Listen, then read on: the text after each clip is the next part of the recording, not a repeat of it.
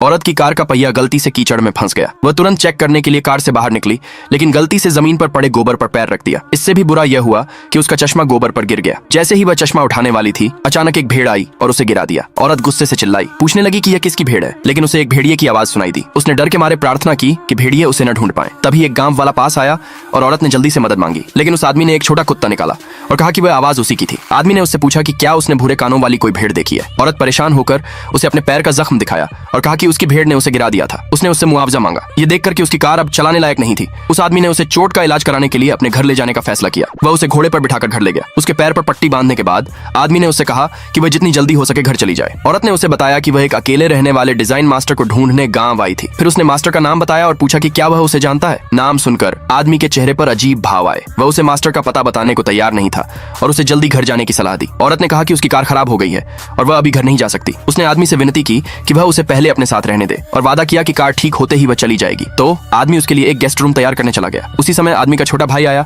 और औरत से पूछा कि क्या उसने उसकी भेड़ देखी है। यह देखकर कि अंधेरा हो रहा है, औरत ने लड़के को सलाह दी कि वह कल भेड़ को ढूंढे, लेकिन लड़के ने कहा कि अगर वह उसे भेड़ ढूंढने में मदद करेगी तो वह उसे डिजाइन मास्टर का पता बता देगा। औरत तुरंत मान गई। जब आदमी अपनी कार घर वापस लाया तो उसने देखा कि औरत चली गई थी और उसका भाई भी गायब था। आदमी के माता पिता को तुरंत शक हुआ कि औरत उनके बच्चे को ले गई है। उन्हें उसकी मदद करने का पछतावा होने लगा। इस बीच वह औरत एक पहाड़ी रास्ते पर चल रही थी। लड़के को गोद में लिए हुए लड़का रोया और उससे माफी मांगी, ये कहते हुए कि अगर उसने भेड़ को ढूंढने की जिद न की होती तो वे रास्ता नहीं भटकते। अचानक उन्हें एक भेड़ के मिमियाने की आवाज सुनाई दी।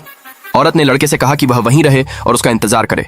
फिर वह भेड़ की आवाज की तरफ भागी। लड़के ने दूर से एक भेड़िए के चिल्लाने की आवाज सुनी और वह बहुत डर गया।